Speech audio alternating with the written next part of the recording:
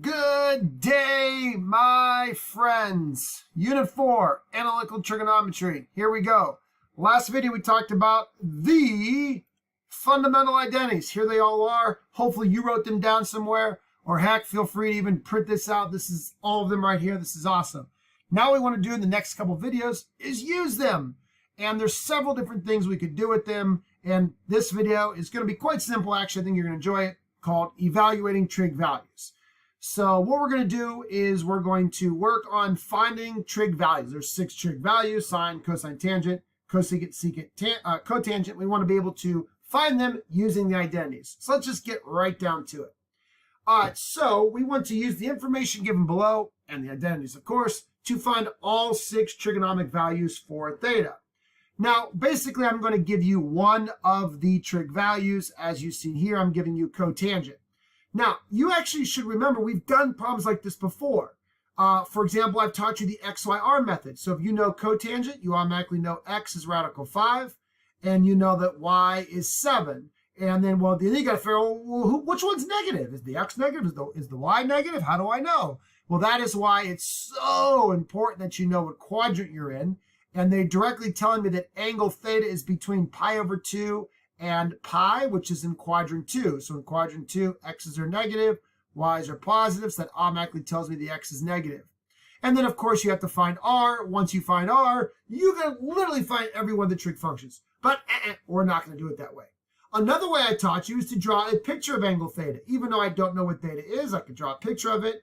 And I know based on that relationship, the adjacent side is radical 5, and the hypotenuse is 7. And now I just got to find that missing side of the triangle. And then again, once I have all 3 sides of the triangle, I can find all 6 trig values. But we're not going to do it that way. We want to solve this problem using the identities. And I actually think it's easier. You may not, but it's too bad the directions say to use the identities. All right, now the work can get a little bit messy, but it's actually all very easy work. It's just algebra, which I know some of you guys are really bad at. So bear with me, and you're just going to have to work on it. All right, so first off, if you know cotangent, you automatically know the reciprocal tangent. And I'm using the reciprocal identity without even having to write it down, because I know that cotangent and tangent are nothing more than reciprocals of each other. And when you have a reciprocal, you keep your sign, so it's still negative. And all I'm going to do is reverse that and write 7 over radical 5, and voila, I am done. But of course, most people don't like leaving the square root in the denominator. So I'm going to multiply top and bottom by the square root of 5. And I get negative 7 radical 5 over 5. All right, so far I was given cotangent, and I just found tangent. So I got 2 down, 4 to go. Sometimes, some people like to make little tallies. So there's the 6 of them, and we got 2 down, 4 to go. Okay, you don't have to do that, obviously. Just joking. All right, so which can I find next? Well, first I want to talk about what you cannot do. I can't tell you how many students used the quotient identities improperly. They say, well, wait a minute, look, it says tangent is sine over cosine. So if you just found tangent is negative 7 radical 5 over 5, well, I guess sine is negative 7 radical 5, and I guess cosine is 5. That's not true. Or some people will also use cotangent. They say, well, listen, cotangent is cosine over sine. So if cotangent is radical 5 over 7, I guess cosine equals negative radical 5, and sine of theta equals 7. Wrong. It's a misuse of those identities, right? It's not true. What's happening, remember, is there's always trig functions are ratios. And when you divide 2 ratios, something is going to reduce or cancel out.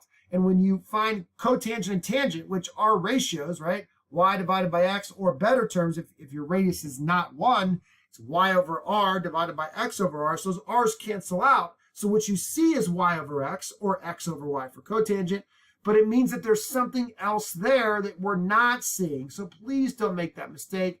And the other thing is, at the end of the day, remember this: sine and cosine can never be more than 1 or less than negative 1. So there's no way sine can be 7. It's just not possible. All right, so let's understand that first. Now, so how am I going to find the other 4 trig identities? Well, the good news is, if you think about it, as long as I find sine, I'm good to go, or cosecant, right? I just need one of them. Because once I know one of them, then I can just go back to the reciprocal identity, because sine and cosecant are reciprocals of each other, And again, once you know one, you really know the other. And same thing is true for cosine. So if I find cosine or I find secant, once I know one of them, all I got to do is flip it over, find the reciprocal to get the other one. So it's not like I got a ton of work ahead of me because finding reciprocals is quite easy. All right, so what am I going to do? Well, I'm actually going to use the Pythagorean identities right here with the yellow stars. Because what I need to do is I need to find a way to relate these. I can't use the reciprocal identities. In fact, I already used them to find cotangent and tangent because they're reciprocals of each other. But I can't use any of these because I can't find cosecant without knowing secant. Can't find secant without knowing cosine. And I don't know those. Same thing with cosecant and sine. And again, I just talked to you about how you can't use these because it's not going to work out because, again, something's reducing there. We just can't see it. So I'm actually going to go ahead and use these Pythagorean identities. And I'm going to go ahead and start using this one right here. Or I could use this one right here. You can actually use either one of them. Why? Because I know tangent. I know cotangent. And in an equality or in an equation, if you know one thing, you can easily solve to find the other. So since I was given cotangent, let's go ahead and use 1 plus cotangent squared equals cosecant squared. And let me show you how this works. 1 plus cotangent squared equals cosecant squared. Now, first off, what I want to explain to you real quick that I'm going to do is I'm going to find cosecant. By what I'm about to do, I'm going to find cosecant. Once I know cosecant, I can just flip it over to find sine.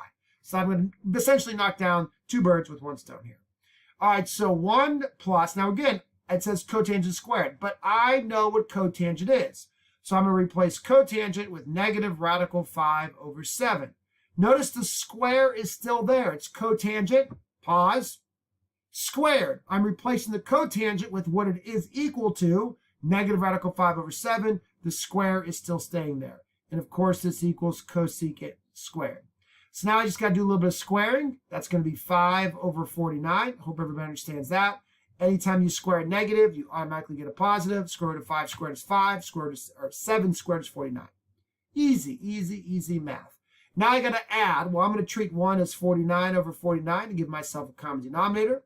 49 over 49 plus 5 over 49 is 54 over 49. So far, this is really simple math.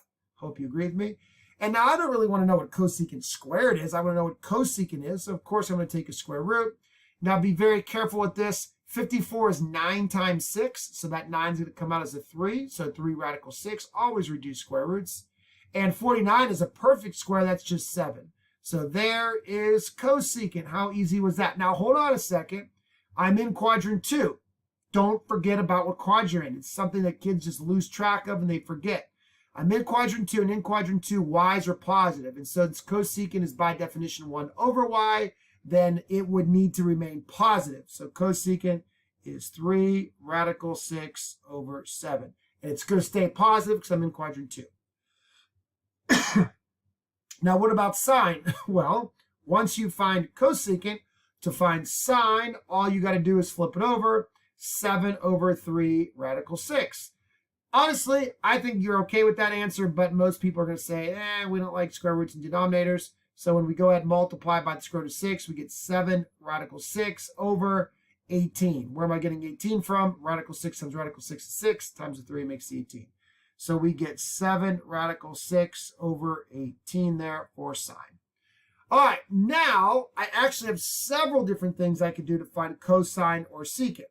So going back to the identities, I could use this identity right here because, again, I know tangent, so I can replace the tangent and I can solve for secant. Once I know secant, I can reciprocate it to get cosine.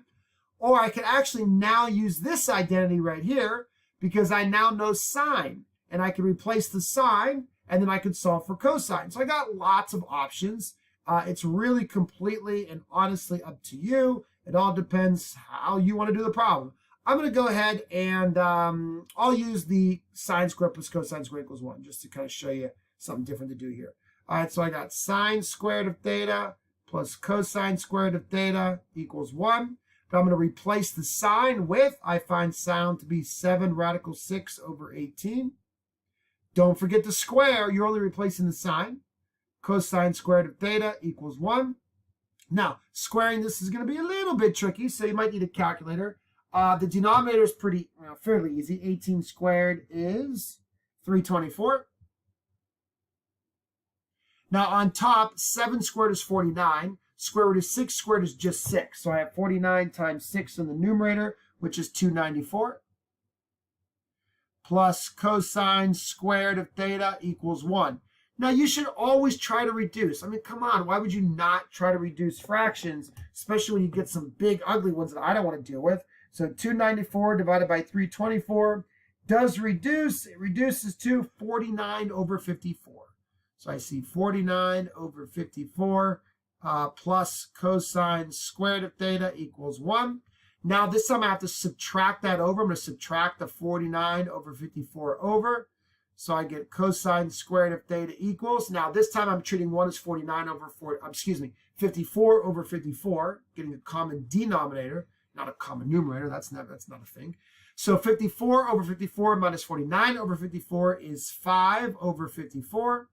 Take the square root of each side, and cosine of theta equals the square root of 5 over, be careful with that denominator, 54 is 9 times 6.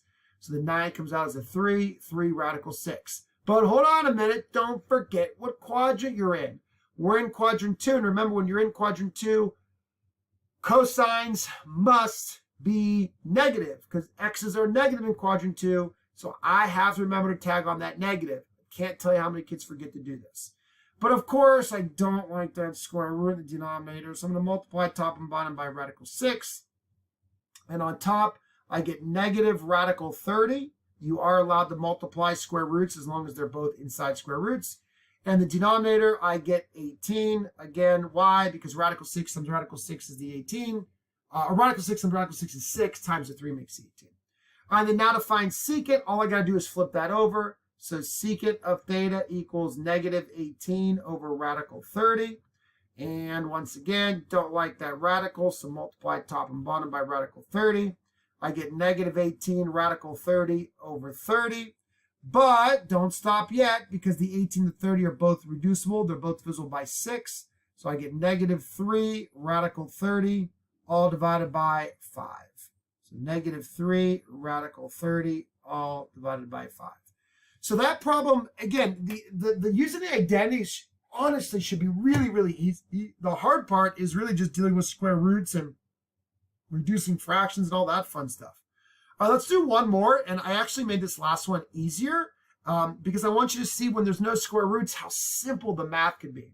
All right, this time secant is negative 5/3. So I instantly know cosine without doing any work. I'm just using the reciprocal identity in my head. I know that secant and cosine are reciprocals, so negative 3/5. How about that?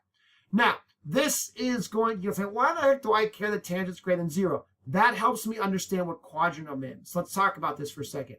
I already know that x is negative. How do I know that x is negative? Because by definition, cosine is x, secant's 1 over x, and secant and cosine are both negative. So x is negative. Now, where is x negative? X is negative over here in quadrants 2 or quadrant 3. But I'm also told that tangent is greater than 0, and tangent is y divided by x.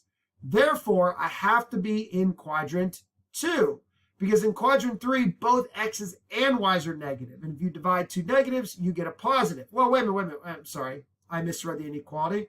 I do a common mistake. I am in quadrant 3. I am in quadrant 3 because it says tangent is greater than 0. Since tangent is greater than 0, that means both x and y have to be negative. Hence, I'm in quadrant 3 because when you divide y and x, you get positive, which means tangent is greater than 0. Sorry, I misread the inequality. A silly mistake that a lot of you guys do. Sorry about that. All right, so what do I do next? Well, again, I can find sine. And again, once I find sine or cosecant, then I'm really set because I just need one of them and I just got to reciprocate to find the other. Same thing for tangent and cotangent. Once you find one, you really have found the other.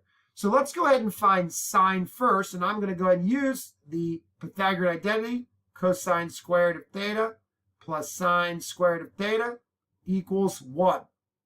All right, so how am I going to utilize this? Well, I'm going to replace cosine with negative 3/5 because that's what it is. Don't forget the square. You're only replacing the cosine. The square stays there.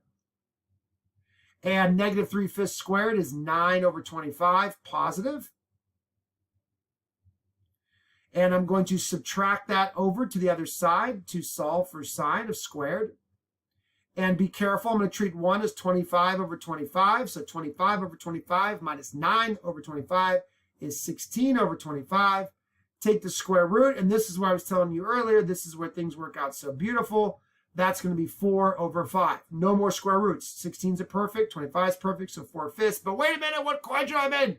I'm in quadrant 3, so I've got to make sure y, like x, is negative. Therefore, sine is negative 4/5. And when I reciprocate it, I get negative 5/4 for cosecant. So easy, so easy. All right, now what I want to do real quick is, again, I'm going to go back to my identities. Now that I know secant, so I can actually use this identity right here to find tangent because I know secant. But I want to actually show you how this identity works to kind of make sure you understand what I was mentioning earlier with when this function works, when it doesn't work. So if you know tangent, that does not mean you know sine and cosine because of what I'm about to show you. So I'm actually going to use this to find tangent. I know tangent is sine over cosine. So what I'm going to do is I'm actually going to replace the sine and the cosine. So sine is negative 4/5. Cosine is negative 3/5. And this is tangent.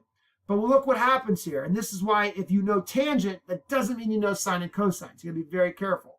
What happens is the numerator stays the same. Instead of dividing by a fraction, I'm going to multiply it by a reciprocal, negative 5/3. The 5's reduce, and I just get positive 4/3. Negative times a negative is positive. And remember, I knew tangent was positive anyway. So tangent is 4/3. But again, some kids will say, oh, if tangent is 4/3, that means sine is 4 and cosine is 3. No, it doesn't work that way. You can't use it in that direction because, again, there's always something hidden that got canceled out. In this case, it's the 5's. And then obviously cotangent is easy. It's just the reciprocal, 3/4. So it's so nice when you get perfect squares. We love perfect square problems because it just makes the math a lot easier. But sorry, sometimes you got to deal with imperfect square roots. You got to make sure you reduce them and fractions and all that fun stuff. Sorry, you got to deal with it. All right, so that's evaluating trig values. So being able to use the identities. Again, this is not brand new. We've already talked about doing this. We just use the XYR method or the triangle method. You are more than welcome to use those methods to check your work, but I need to see the work of the identities in terms of how you got your answers. All right, guys, that's it for this video. We'll see you in the next one when we start to tackle simplifying.